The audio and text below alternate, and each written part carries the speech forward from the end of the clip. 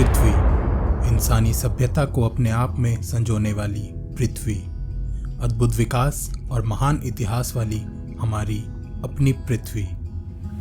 पर क्या पृथ्वी का कोई प्रतिरूप भी हो सकता है, या फिर पूरे यूनिवर्स का प्रतिरूप, या फिर ब्रह्मांड में मौजूद हर एक अणु का प्रतिरूप? जी हाँ, अब ग्राउंड ब्रेकिंग साइंस ये कहने लगा है कि शायद सच्चाई का एक और पहलू भी है, पैरेलल यूनिवर्स।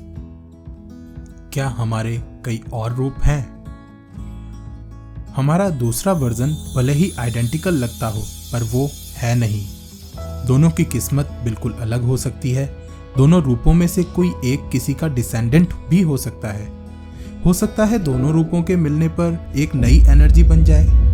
हो सकता है कि हम एक से ज्यादा जिंदगी जी रहे हों, क्योंकि साइंटिस्ट जैसे जैसे विकास के नए आयाम खोजते हुए फिजिक्स और ब्रह्मांड की गहराइयों में पहुंच रहे हैं, वैसे वैसे वो भी मानने लगे हैं कि पैरेलल यूनिवर्सेस सिर्फ फिक्शन स्टोरीज और मूवीज का हिस्सा मात्र ही नहीं है, वे वाकई में हैं। MIT के कॉस्मोलॉजिस्ट मैक्स टैगमार्क मानते हैं कि हम सबका वो दूसरा वर्जन वाकई में है, और उनका कहना है कि हमारे वो रूप उस यूनिवर्स के पार रहते हैं जिसे हम जानते हैं, यानी कि हमारी गैलेक्सी के किसी प्रतिरूप में। मैक्स टैगमार्क कहते हैं कि ब्रह्मांड किस चीज से बना है, इससे जुड़ी हमारी सबसे अहम थ्योरी तो यही कहती है कि वो सिर्फ बड़ा ही नहीं बल्कि इन्फिनाइट है और लगातार हर दिशा में बढ़ता ही जा रहा है। मैक्स का मानना है कि ये बात स्टैटिस्टिक्स की है, मगर इन्फिनाइट ब्रह्मांड में भी अजीबोगरीब घटनाएं घटित हो सकती हैं। पृथ्वी अलग अलग मैटर्स का अथाह भंडार है, पर इन अलग अलग मैटर्स का एक पैटर्न है और वो रिपीट भी होता है, जैसे एक क्वालिटी के पत्थरों की चट्टानों का अलग अलग जगह पर मिलना।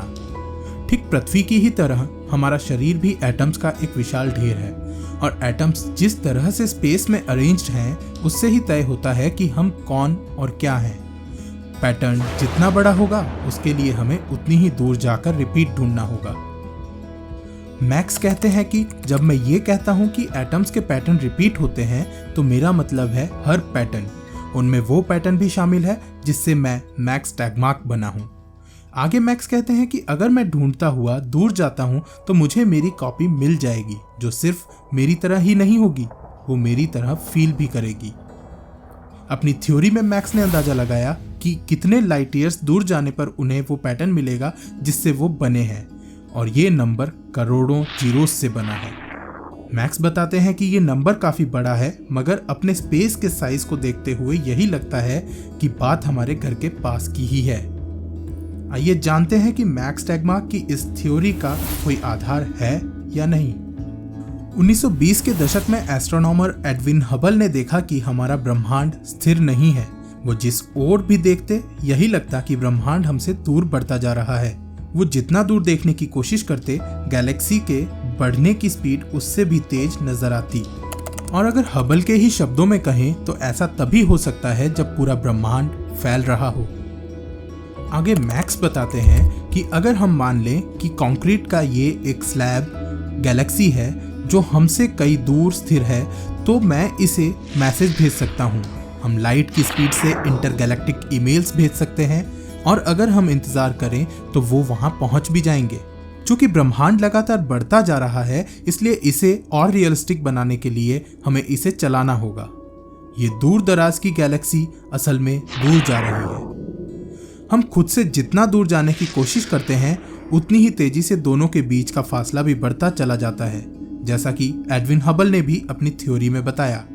और फिर ये फासला बढ़ते बढ़ते एक वक्त ऐसा भी आता है जब वो लाइट की स्पीड से बढ़ने लगता है, जिसका मतलब है कि हम ना तो वहां तक पहुंच सकते हैं और ना ही उसके पार कुछ देख सकते हैं। मैक्स कहते हैं कि मेरे लिए सबसे बड़ी बाधा ये कॉस्मिक हॉरिजन ही है, जो मुझे मेरी या मेरे दोस्तों की कॉपीज के पास नहीं पहुंचने दे रहा है। फिर भी एक जगह है जहां हम पैरेलल वर्ल्ड्स को देख सकते हैं, अपने ब्रह्मांड की गहराई में नहीं, बल्कि माइक्रोकॉस्मोस में, बिल्कुल अपने नजदीक, जहां कुछ भी ठोस नहीं है। किस तरह देख पाएंगे हम अपने ही पैरेलल्स को? क्या वाकई हम मिल पाएंगे अपने हमशक्ल से? क्या है माइक्रोकॉस्मोस की दुनिया का सच? जानने के लिए देखिए पैरेलल यूनिवर्स सीरीज का नेक्स्ट एपिसोड।